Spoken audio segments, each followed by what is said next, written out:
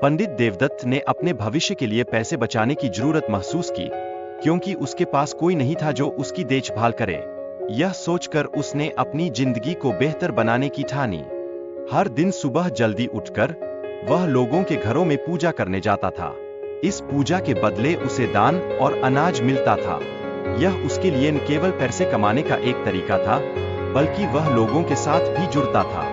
पंडित जी ने सोच लिया कि वह अपने प्राप्त दान को बाजार में बेचकर पैसे इकट्ठा करेंगे, ताकि जब वह बड़े होंगे तब उन्हें कोई समस्या न हो। यह उनकी समझदारी का एक अच्छा उदाहरण था।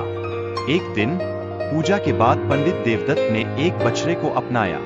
उसने सोचा कि यह बछड़ा उसे अकेलेपन से राहत देगा, और सच में यह बछड़ा उसकी जिंदगी का एक महत्वपूर्ण हिस्सा बन गया। कुछ वर्षों बाद वह बछड़ा बड़ा होकर एक मजबूत बैल बन गया, जिसे गांव में सब पहचानने लगे। लोग उसके ताकत और सुंदरता की प्रशंसा करने लगे, और यह पंडित देवदत्त के लिए गर्व की बात थी। पंडित देवदत्त ने बैल की देखभाल बहुत अच्छे से की।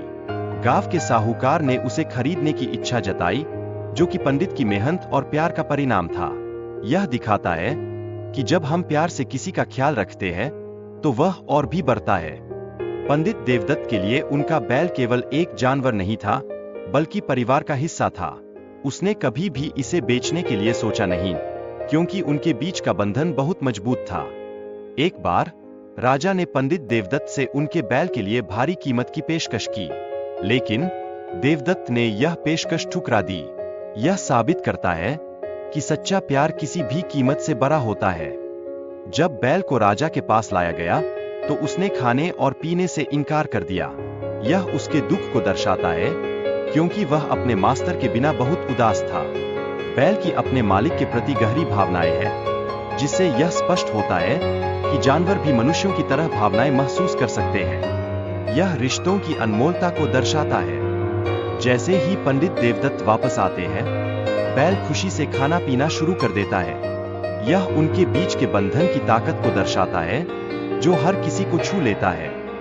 बैल अपने मालिक की मदद करने के लिए बोलता है, जो कि उनकी दोस्ती और उनके रिश्ते की गहराई को दिखाता है। यह हमें याद दिलाता है कि सच्चा दोस्त हमेशा एक दूसरे का साथ देता है।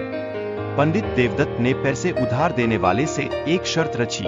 उन्होंने कहा कि अगर उनका बैल सफल होता है, तो वे सोने के सिक्के जीतेंगे। यह कहानी में एक महत्वपूर्ण मोड़ लाता है।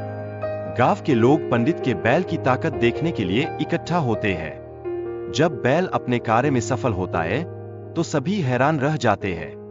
यह दृश्य शक्ति और सामर्थ्य का बेहतरीन प्रदर्शन करता है। लेकिन जब पैसे उधार देने वाला हार जाता है, तो वह पंडित देवदत्त से बदला लेने की योजना बनाता है।